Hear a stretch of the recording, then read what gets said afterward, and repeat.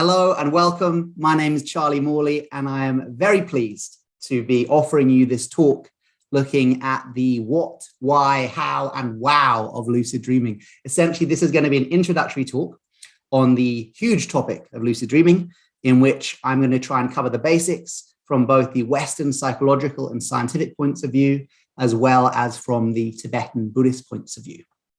So, first off, what is a lucid dream?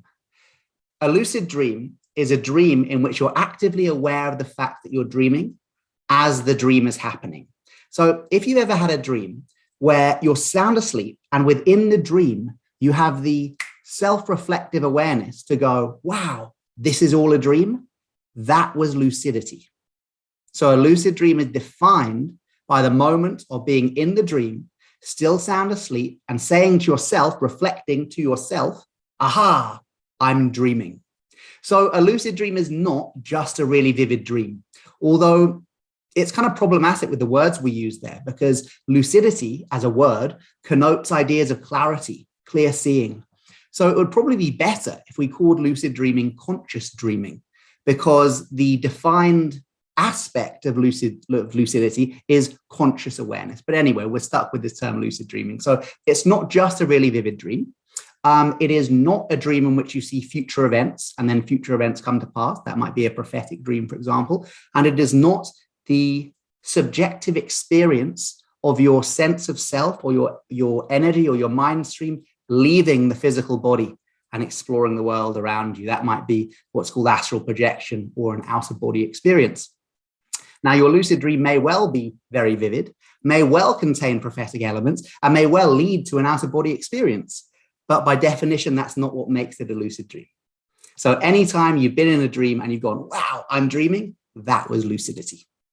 And it doesn't really matter how long you were in that state of awareness for. Like for most people, their first experience of lucid dreaming goes something like this. Dream, dream, dream, dream, dream, completely lost in lack of awareness. Then something weird happens. My dead grandmother appears or a dog starts talking. You go, hang on, that can't happen in real life. I'm dreaming. Whoa, I'm dreaming. And you wake up. And you're in bed going, wow, what was that I just experienced for all of 3 to 5 seconds? So it's a very common experience if that's happened to you. And it doesn't matter. That still counts as lucidity. That still counts as recognition. And recognition, not only within the Buddhist teachings on lucidity and the spiritual path, but actually in so many other spiritual traditions, recognition is the key. Can we recognize the mind beyond illusion? Can we recognize the truth? Can we have a recognition beyond ignorance, that which does not know? So it doesn't matter how long your lucid dreams are to begin with, but my job is to teach you how to have longer lucid dreams.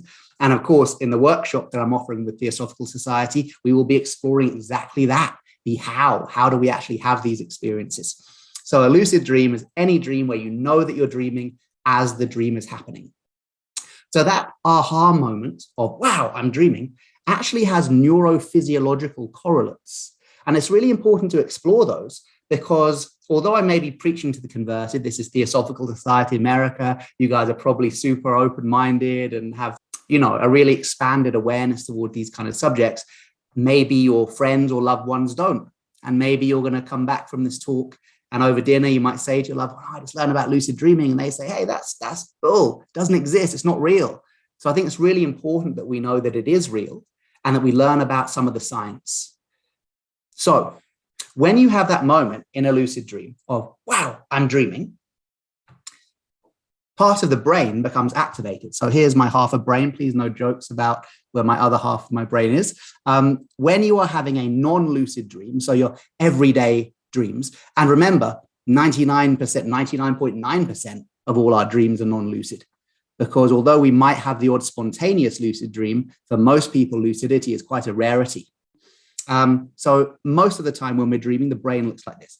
Loads of activity in the back part of the brain. This is the brain stem, visual cortex, occipital lobe, loads of activity here. This is kind of, if you think of like an old school projector in a cinema, this is where the projector sits, and almost as if the kind of prefrontal cortex is the screen in which you watch it. When you are in a non-lucid dream, loads of activity in the back part of the brain, very little activity here in the prefrontal cortex. In fact, most of the time when we dream, there's a complete deadening of activity. This is switched off. And you can see this in MRSI brain scans, fMRSI brain scans. When they were first looking at whether lucidity was real back in the 70s, they weren't working on a neurological basis. They were trying to find some way to prove that it was possible. And they actually did.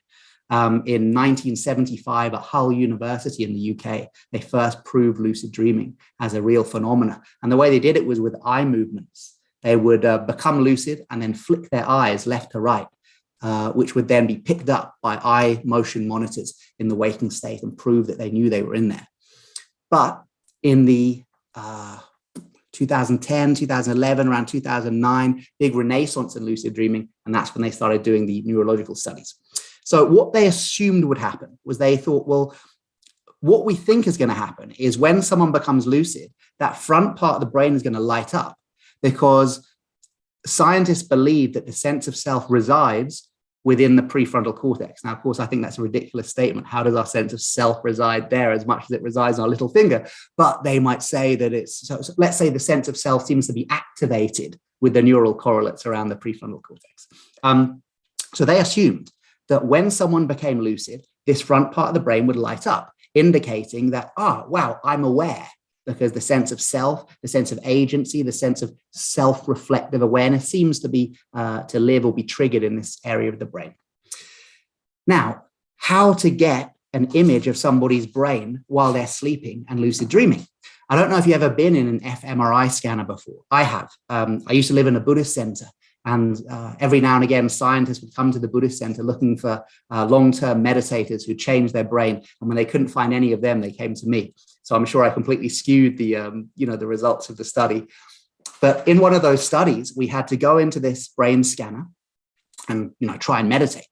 And in these brain scanners, they're so noisy. They're like a techno rave. When they switch them on, this magnet spins around the back and it goes duck, duck, duck, duck, duck, duck, duck, duck, duck, duck. I could barely stay aware in there, let alone go to sleep. But this guy in Germany, a very proficient lucid dreamer, managed to go to sleep in one of those fMRI scanners, which take a live image of the brain. Not only was he able to go to sleep, he was able to have a lucid dream. So for the first time ever, we were able to get real-time imagery of what happens in the brain once we become lucid. And what happened was exactly what they theorized would happen. That part of the brain was highly active. And then suddenly, boom, the front part of the brain lit up like a Christmas tree. They let it light up for about 30 seconds. And then crucially, they woke him up. And of course, his subjective experience correlated exactly with what had happened. He had been having a lucid dream. So what can we learn from that? We learn that lucid dreaming is a neurological phenomenon. This is nothing kind of psychological about this. Is nothing you have to believe in. This is a real phenomenon. Now, one of the most important findings from this brain imagery study was not just the part of the brain that lit up, but what that part of the brain does. And crucially, they found out that when the prefrontal cortex is activated, the brain starts to lay down neural pathways in exactly the same way as if we were awake.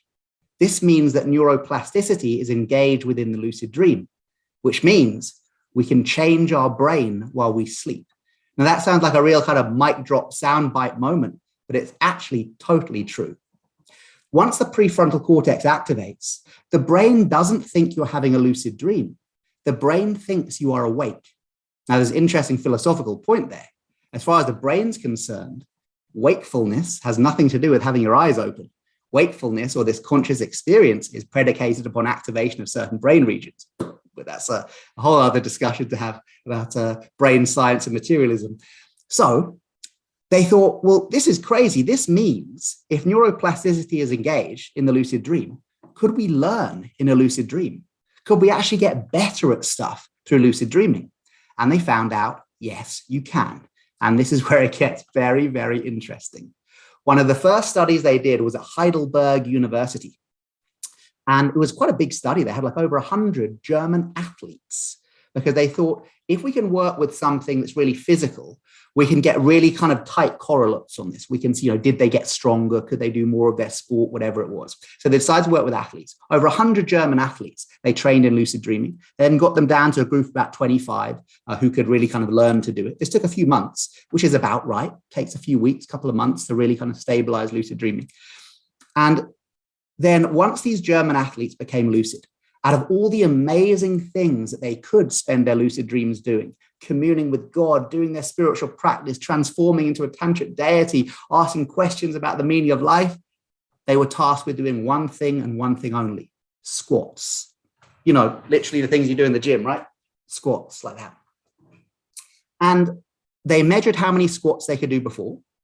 Then they went into the lucid dream and had to practice squats. And those who were able to do so, they then measured afterwards. Long story short, practicing squats in your lucid dreams leads to the ability of doing more squats in the waking state. They actually got better. In fact, some of them reported increased muscle mass. Now, that's a funny one because I checked the footnotes on that one. That can't be right because they're not actually doing the squats. So the increased muscle mass wasn't from doing the squats in the dream, but it was that by doing squats in the lucid dream, it strengthened the neural pathways in the action of doing the squat, meaning the next day they could do more than their personal best. Of course, that led to increased muscle mass. If this kind of sounds Star Trek-y and sci-fi, it should. This is the stuff that really excites me. It's studies like this that makes me want to run out onto the street and go, have you heard about lucid dreaming? You can actually change your physical body through lucid dreaming. This is nuts. So I decided to be part of one of these studies. And in 2019, I was. There was a lucid dream study that I saw advertised. Well, kind of they let me know about it, but I did see it advertised as well. They needed martial artists who were good at lucid dreaming. I thought, yes, because I love kickboxing and martial arts. And obviously I love lucid dreaming. So I thought, me. And signed up for this study. And we had to go into the lucid dream and do a very specific kick sequence, like a kickboxing, kind of martial arts, kung fu style kick sequence, and see if we got better in the waking state. In that study, 81.3% of participants got better, had improved martial arts performance by training in their lucid dream. That's an average, 81.3. Embarrassingly, I was one of the 19% who didn't get any better for my sins. I don't know why. I did it properly. I got lucid. I did the kick sequence, but anyway, I didn't seem to get any better. But 81.3% did. That's crazy. This really shows that we can change our brain through lucid dreaming. But so what? Who wants to do more squats? Who wants to do a kick sequence? Well, let's apply that to other things. There are other ways, other methodologies that we can use to strengthen exactly the same brain networks. Imagine if you spend your lucid dreams practicing compassion. Imagine if you spend your lucid dreams practicing meditation. Imagine if you use your lucid dreams to transform the kleshas, the mind poisons, to change habitual tendencies. You're not just dreaming about changing those habitual tendencies. You're not just dreaming about strengthening your meditation practice. As far as your brain is concerned, you are actually doing that. Kind of makes me think in some of these more advanced Tibetan dream yoga practices, there are things where you become lucid and you transform yourself into the form of the deity. So let's say transform yourself into a Buddha, for example. And if the scientists are correct, from the brain's point of view, we didn't imagine that we transformed into a Buddha. We actually transformed into a Buddha. Now, I would love to see what's going on an fMRI scanner when someone does that. Who knows? Any funders out there, let us know. Let's do that study. In fact, last time I made that joke, that exact joke, when I looked at the camera and said, any funders out there, let us know, was for a PTSD healing study. And someone was watching the webinar who was a funder, and they funded us to do the latest healing PTSD study with Institute of Noetic Sciences in America. And those results come out very soon, in a couple of weeks, and they were remarkable. This is a bit of a tangent, but I think the webinar audience might like this. We did a study with 55 people, all of whom had PTSD, so kind of card-carrying, in-treatment PTSD. We spent a week teaching them to lucid dream. And if they had a lucid dream, they were to engage a healing within the lucid dream, calling out an affirmation of healing intent, embracing or showing love to any wounded or distressed dream characters, or if they became lucid within one of their recurring PTSD nightmares, to know, this is a nightmare, this isn't real, to be empowered by that. And then if they move towards the nightmare or change the nightmare, although moving towards it had much better results. What we found at the end of that 1 week study was not only over 80% of people had a lucid dream within that 1 week, which was brilliant, but a lot of that 80% managed to have a healing lucid dream. And the effect on the PTSD score was remarkable. By the end of the 1 week study, the average PTSD score for those lucid dreamers had dropped so low, it was below the PTSD threshold. Then 3 weeks later, when we did a follow-up study, it had dropped 1 point below that. So the average PTSD score had dropped so low through the power of lucid dream healing, it was no longer within the PTSD threshold range. Yeah, little tangent, but a very important one. So we know what lucid dreaming is. We know some of the neuroscience of lucid dreaming. We now know that it can be used to treat PTSD and trauma. Let's look at how it really feels. This is the weird thing about lucid dreaming. You might imagine that once you become lucid in the dream, oh, wow, I'm dreaming. It will look, people imagine it will look like how a dream looks in a Hollywood movie. You know, in Hollywood movies, when they do dream sequence and they do soft focus and smoke and stuff, that is the opposite of how a lucid dream feels. If you really wanted to show a lucid dream or a dream sequence in a Hollywood movie, you would go from normal definition, boom, to HD super high res definition, because that's how it feels in a lucid dream. When you become lucid, the reason that many people wake up so quickly is the shock. Not simply the shock that they become fully conscious within their unconscious mind, but the shock of how realistic it looks. The lucid dream looks not just as real as this, but in many ways even more real than this. Because right now our experience of everyday reality is being filtered by the 5 sense organs and maybe the 6th too, right? Maybe you wear glasses. Maybe like me, you've only got 30% hearing in one ear. Maybe your sense of taste is getting a bit less as we get older. I'm starting to feel that one too. So we know that our experience of reality, this reality, is not actually complete. It is limited by the 5 sense organs. However, in the lucid dream state, those limits are removed. Why? Because in the lucid dream, you're not seeing through your eyes, you're seeing through your mind. In the lucid dream, you're not hearing through your ears, you're hearing through your mind. In the lucid dream, you're not touching through the senses in your fingers, you're touching through your mind. This is why people often in their lucid dreams say, God, the colors were so bright. How come I could see every detail on that blade of grass? How come the music I heard in a lucid dream was so kind of all-encompassing? And of course, for many people, how come sex in a lucid dream becomes so seductively amazing? Because you're not having an orgasm, you're having a mind-gasm. So the lucid dream state is incredibly realistic. So please drop any notion that it's going to be dreamy. It's going to be HD hyper-real. But within the lucid dream, you have full awareness that what you are experiencing is a dream. And if you go beyond that, full awareness that everything you're experiencing is a 3-dimensional hallucinatory projection of your own mind. When you wake up from that, and then you hear the teachings from the sages of old and the sages of present, in fact, who say what we believe to be reality is in fact a dreamlike illusion empty of inherent existence, it becomes much, much easier to understand. Now, I have zero experience of the truth of shunyata, the truth of emptiness, right? But in a lucid dream, at least I have some some practical experience of it. And we all can too. How? Simply touch something. Become lucid in your dream. Oh, I'm dreaming. Oh, this is so cool. I can't wait to tell Charlie about this. I'll email him tomorrow. You know, you can have that level of awareness. And the chance of you having a lucid dream after this webinar is very high. You just maximize your potential, because so often lucid dreaming is something we've simply forgotten how to do. And when you get a big reminder like this webinar, often that night you might get lucid. So maybe get lucid tonight. Oh, I'm dreaming. Wow, this is so realistic. What time did I go to bed? Well, I went to bed about 11 a.m. and then I woke up to pee and then I dropped back to sleep and now I'm lucid. You can have full awareness of the past. You can also have full awareness of the future. Oh, I can't wait to email Charlie about this in the morning and tell him I got lucid after his webinar. Great. So full awareness of the past, full awareness of the future, full present state awareness.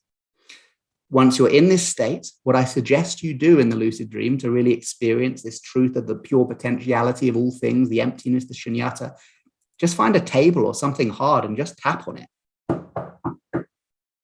That's enough. And then just consider what's happening. The table does not exist. The hand that is knocking on the table does not exist. The sound that the table makes when you knock on it does not exist. And yet it seems to. This idea within Buddhism of form, emptiness, emptiness, form is perfectly encapsulated in the lucid dream. It has form, like the table is solid. Your hand won't go straight through it unless you intend it to go straight through it. So it clearly has form. And yet, you know, simultaneously, this form is empty of inherent existence. It is dreamlike. It is created by the projections of the mind.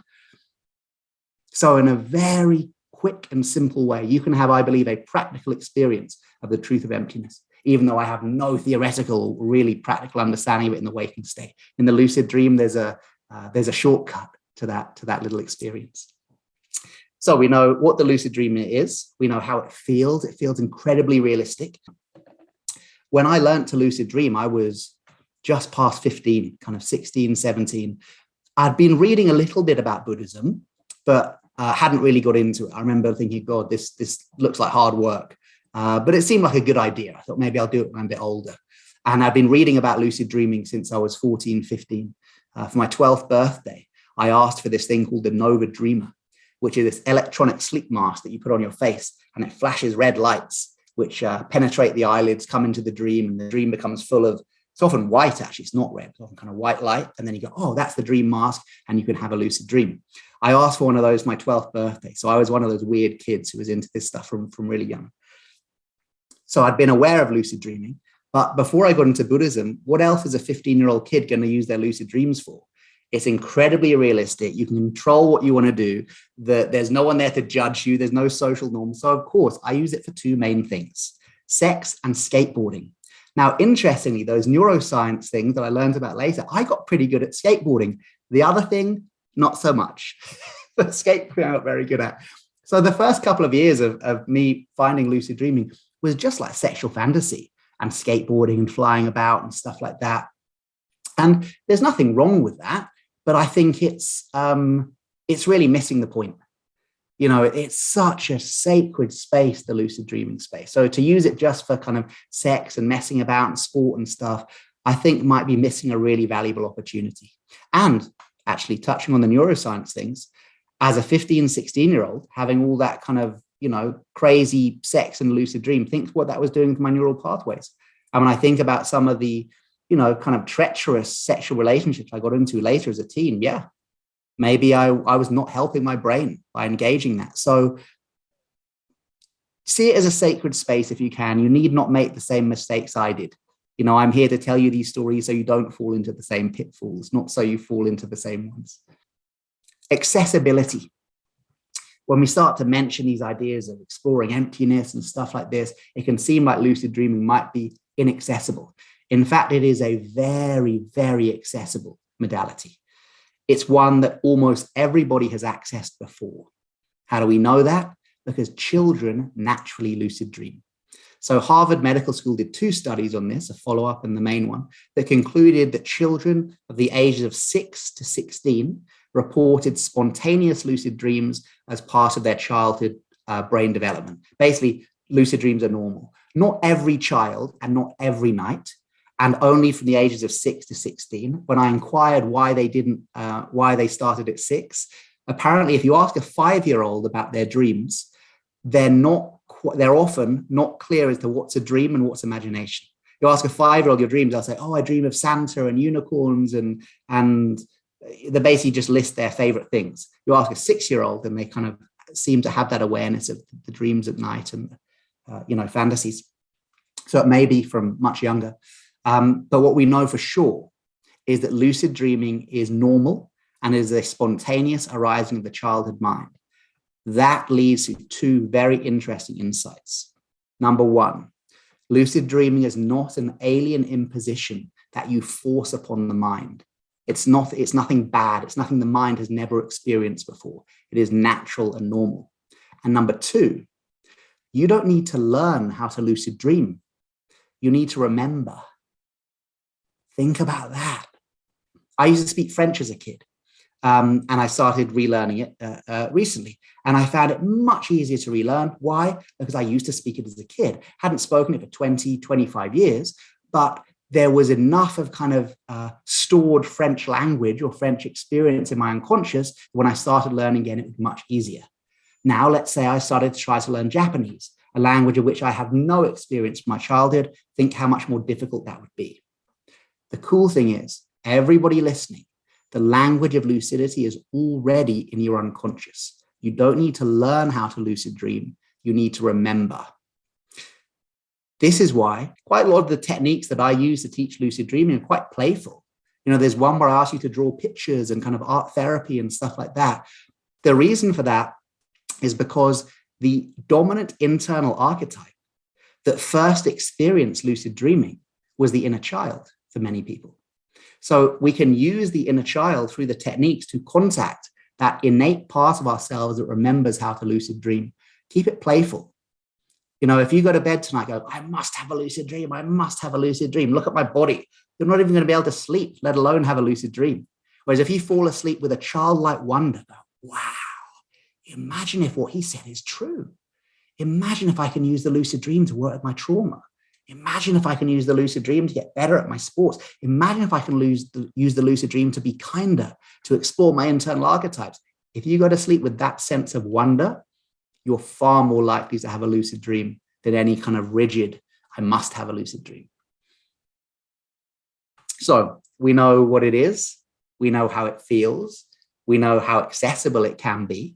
We know the neuroscience of it. And now I just finally, in this early introduction, want to touch on the spiritual benefits, which I've kind of done already. Lucid dreaming was not invented in 1975 at Hull University in the UK. It was scientifically verified. And so often scientific verification is actually the last thing to come in a long line of practice history. It's a great thing when it happens because, of course, as the Dalai Lama said, to scientifically prove these spiritual practices is to offer people more faith in the practice, not less, because we can say, oh, you know, it's real. You know, that's why he encourages this work. Lucid dreaming has a long ancient history. Within the Tibetan Buddhist tradition, it goes back at least 1,000 years.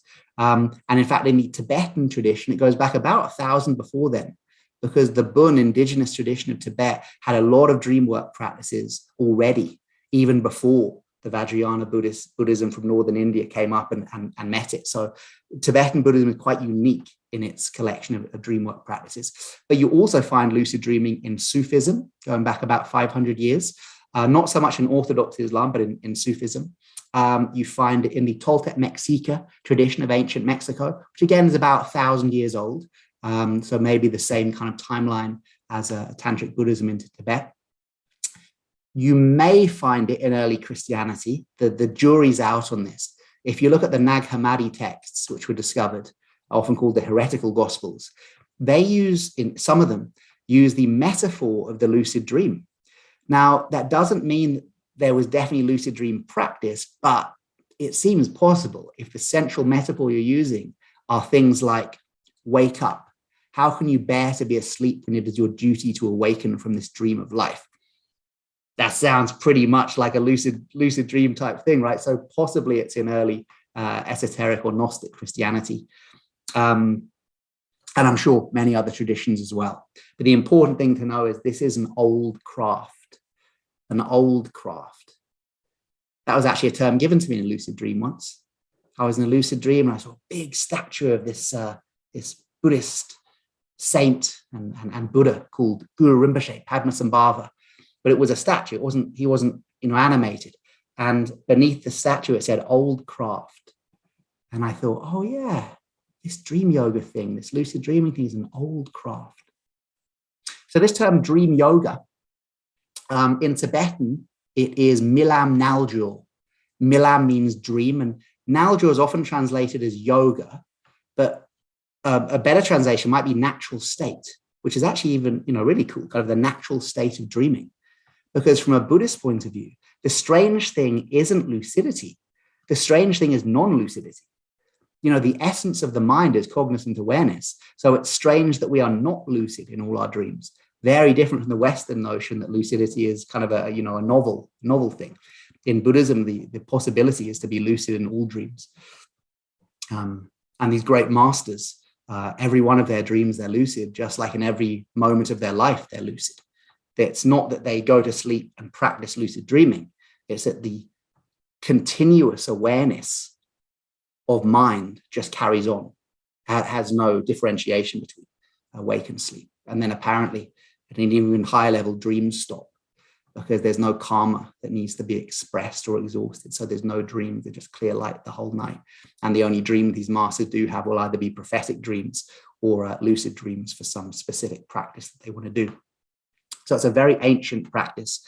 Dream yoga, Milam Naljor is traditionally in some of the lineages, in fact, the lineage of I'm part, although I'm Nyingma and Kagyu, in the Kagyu lineage, dream yoga is almost exclusively taught on the 3-year retreat. So that can be quite difficult to get dream yoga teachings outside of long retreat. In the older schools of Buddhism, it's taught a little bit more openly. And I found in the last kind of 10, 15 years, there's been a real opening up around the dream yoga practices.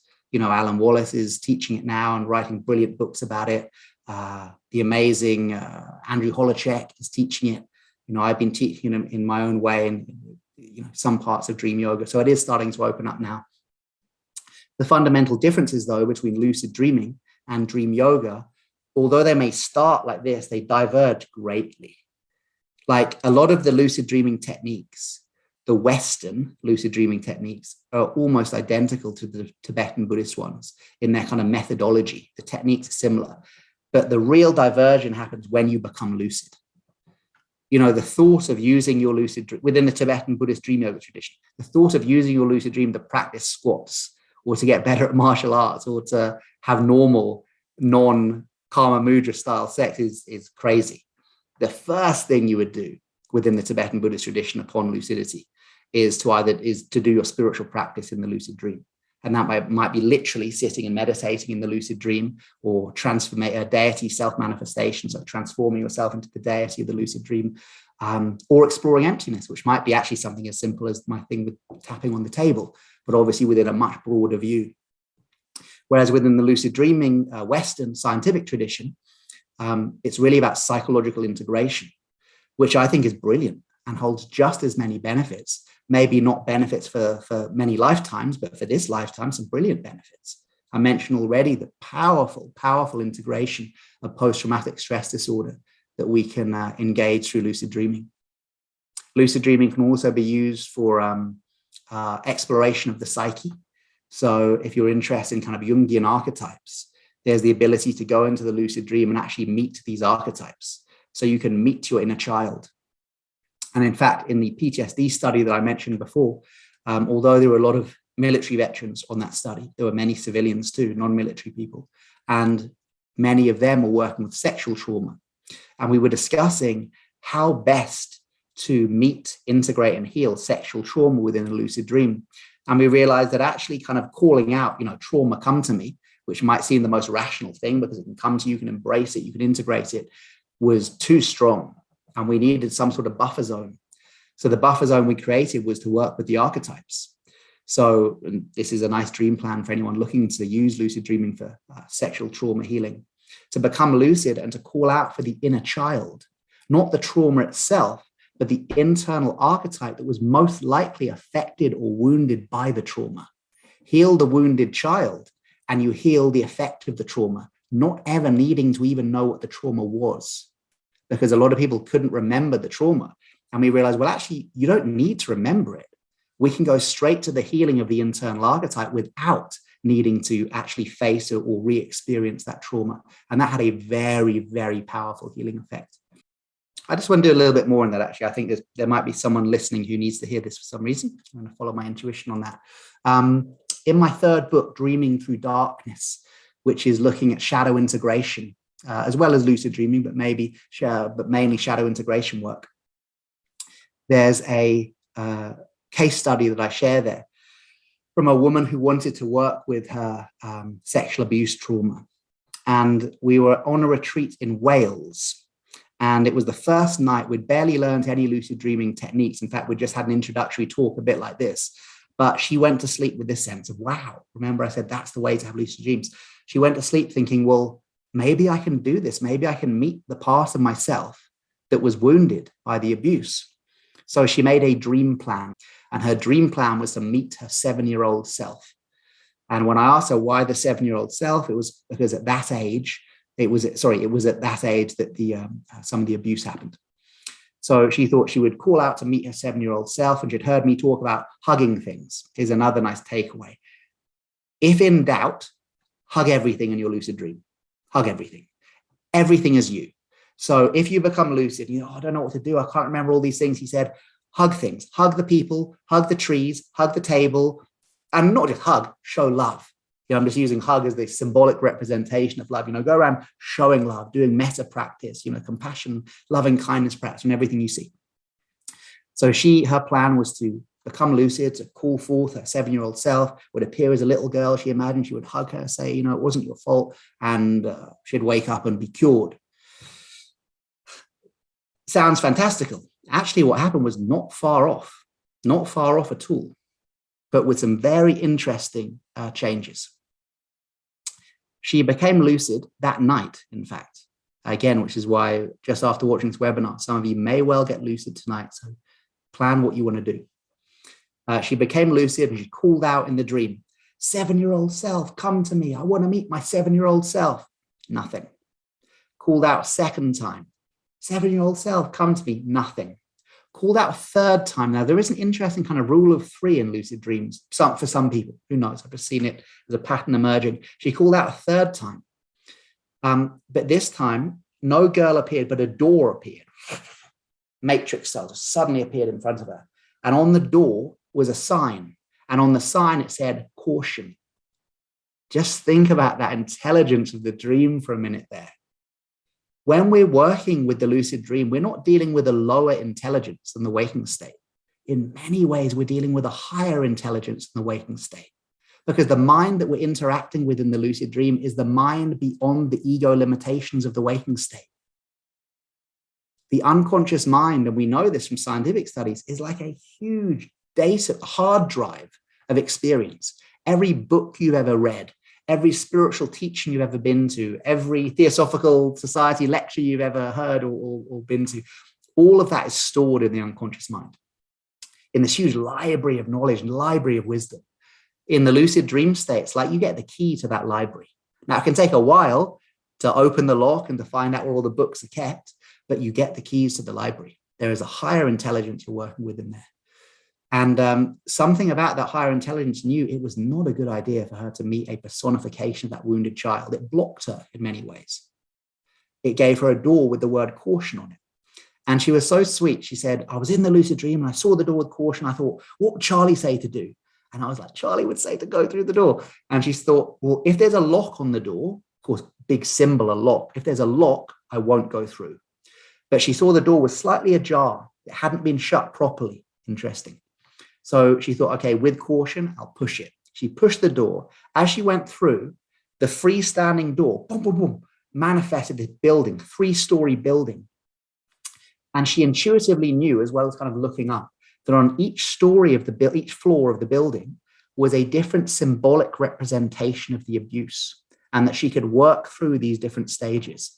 And on the ground floor where she was, there was a room full of vomit. And a trigger warning on this, I'm going to explain some of the abuse that happened to her very lightly, with a light touch. There was an element of the abuse where she was forced to eat too much, to eat until she was sick. So this room covered with vomit on the floor, she instantly knew what it represented. And again, so sweet, she walked into the room and said, oh God, how do I hug it? I get on the floor and hug it. It doesn't matter. It's not about a real hug, is it? It's all about metaphor. It's about symbol. So she hugged it with her affirmation. She walked into the room and she called out, oh, I set you free. It wasn't your fault. I set you free. Brilliant affirmations. Just what that wounded child needed to hear. And she called out, I set you free. And then she wakes up. It becomes very, very intense and she wakes up. That was the only lucid dream she ever had. I've kept in contact with her. When I wrote the book, I needed to get her permission to include the dream. We kept in contact afterwards. And as far as I know, that is the only lucid dream she ever had. And when I kind of inquired about this, she said, why would I have another one? I used it to do what I learned. I came to lucid dreaming to want to heal this, and I did it. Yeah, I mean, there's truth in that, I would say. Carry on. There's loads of other stuff we can heal, but whatever. From my knowledge, she only had one lucid dream. So this is really important to the frequency of lucid dreaming. You don't need to be lucid dreaming every single night. If you can, brilliant. And some high practitioners, I'm sure, do. But even if you just have one lucid dream in your life, that can still change it. One lucid dream a month, 12 a year, brilliant. Let alone if you get to the stage of kind of 1 or 2 lucid dreams a week. And that's a stage, I'm no more advanced than that. But still, a lucid dream a week, 50 lucid dreams a year over the years, I think that's brilliant. That's more than enough to do some real internal work. So don't get too caught up on the frequency of these. Think just one lucid dream can change your life, and it really can. Now, the lady in question, when I asked her if I could include that dream, she said, yeah, but I need to tell you that lucid dream didn't heal me. And I was like, oh, I thought you said it did. That's why I'm putting it in the book. She said, no, the lucid dream didn't. It wasn't like she woke up the next day on that retreat and suddenly all her trauma triggers were gone and it was fully integrated. But she said after that lucid dream, it was like the part of her. Oh, no, she said that. She said after the lucid dream, she woke up and all of the obstacles that prevented her healing had been removed. Suddenly, seeing a therapist seemed like a really good idea. Whereas before the lucid dream, it seemed something she wanted to push away. Suddenly, talking to the family members involved seemed like something she could do. Whereas before, it was definitely nothing she could do. She said the lucid dream removed the obstacles to healing so that healing could occur in the waking state. And the last time I spoke to her, she was about to have Christmas, actually, with some of the family members involved. So deep had the familial healing been. So yeah, we can use lucid dreaming for sex and skateboarding and doing squats and martial arts, or you can use it for healing deep psychological trauma and doing deep spiritual work. It is an old craft, and it is being presented now, hopefully in a way that we can appreciate it in these modern times and use it for worldly, secular, as well as deeply religious and spiritual ends. It is a powerful practice. It is accessible to everybody, and it is something that you can teach yourself to do. This is a learnable skill, not just by remembering you used to do it as a kid, but it is a learnable skill. So there is almost like a formula that you can follow. If you follow the formula, eventually you will have a lucid dream, but there are easier ways. The other way is just to have pure enthusiasm, what the Greeks called enthusiasmos, which is beautifully translated as possessed by the gods. Isn't that cool? The ancient Greeks thought that when you met someone who was enthusiastic, they weren't a bit too much or a bit extra, as why I'm thinking that. But actually they were possessed by the gods. They had the gods within them. So you can either follow the formula, that works, or you can just be really, really enthusiastic, and that works. What I promote and what I suggest is somewhere in the middle, is using effective techniques from both the Western scientific tradition and the Tibetan Buddhist tradition, combined with a childlike joy and enthusiasmos. If you bring those together, you have something that really, really works. And it has worked for thousands, if not tens of thousands now, I think, of people I've taught to do this. Nightmare integration is one of the great, great benefits of lucid dreaming. So if you do know anyone who is suffering from nightmares, and it really is suffering, I've had terrible nightmares myself, and the thought of being scared to go to sleep, when something in your waking state has happened that is so terrifying, and yet that is compounded by being scared to go to sleep because the nightmares, the night terrors come. It's really one of the worst human suffering. So I have a real personal mission to help people with nightmares. And I should say, actually, that's how I first got into lucid dreaming. Probably should have said this at the beginning, but I just jumped straight in. The first time I realized that lucid dreaming was more than kind of sex and skateboarding was when I was 17. And before I got into Buddhism, I was really wild.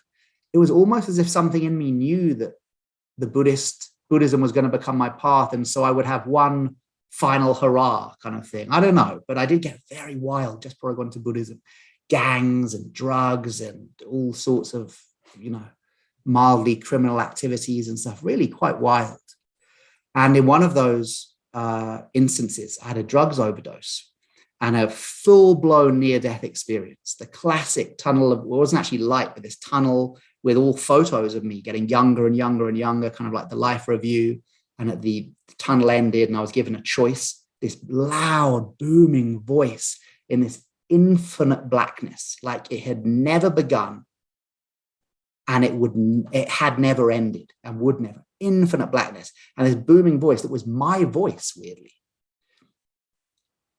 Maybe all of us, maybe God at the end of time is just us, right? Who knows? But it was my voice and it said, Charlie, do you want to live or do you want to die? And I remember going, live. And like, it felt like I was yelling. I don't think I was. And then I heard this like drum thing going, boom, boom, boom, boom, boom. And I now realize, well, I kind of realized in the moment too, because then I woke up out of it. It was my heartbeat starting. It wasn't a drum roll. It was like, and then I woke up and there were people standing over me and all this kind of stuff. So proper like near-death experience from this drugs overdose. And I think now if I had one with context and practice, I'm not sure whether you ever enjoy a near-death experience, but I might even be open to it.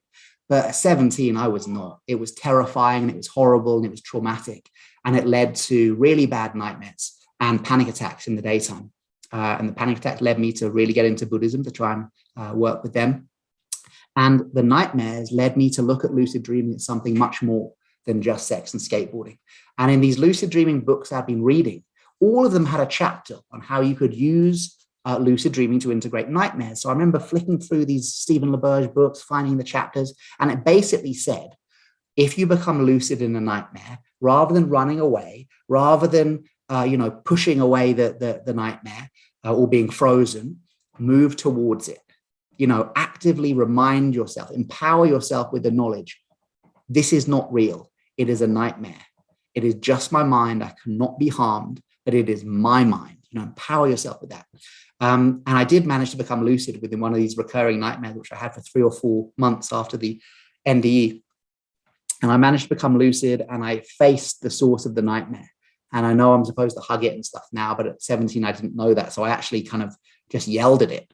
But in that yelling, it was really empowering. I was like, off, this is my dream. But the face of the demon, it was where this demon would appear, who represented death, just changed. And he went, like that. And then the dream turned into this vision of paradise. And the nightmare stopped. They never, ever came back. Well, in different forms, but not from that near-death experience. I never had another nightmare again linked to that. So at 17, I knew this stuff could be powerful. So my kind of genesis story of lucid dreaming has always been linked to nightmares. So it wouldn't be right for me to give an introductory talk without mentioning this. If you know someone who's struggling with nightmares, lucid dreaming is one of the most powerful interventions for the treatment of PTSD nightmares. If they already have a stabilized sleeping pattern, then you can jump straight into lucid dreaming. If the PTSD is leading to a destabilized sleeping pattern, then actually my new book, Wake Up to Sleep, is all about that. It's got 5 practices. 4 of them are about stabilizing sleep. The 5th one is lucid dreaming.